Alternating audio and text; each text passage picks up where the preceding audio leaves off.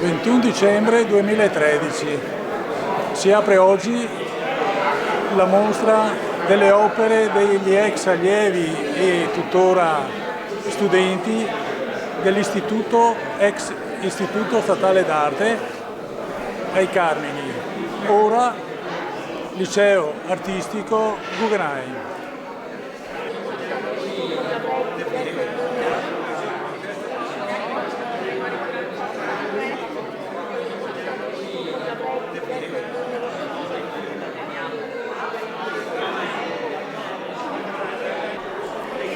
Immaginate recuperare le cose di campagna, Fuso orario.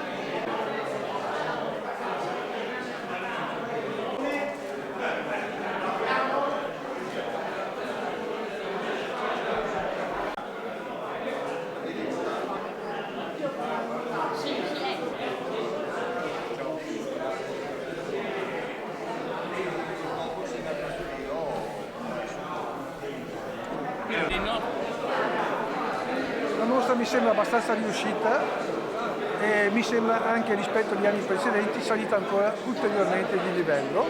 Qualitativamente mi sembra abbastanza decente, più che decente. E dopo ne vedo tante di cose brutte in giro. È aperta fino al 6 gennaio.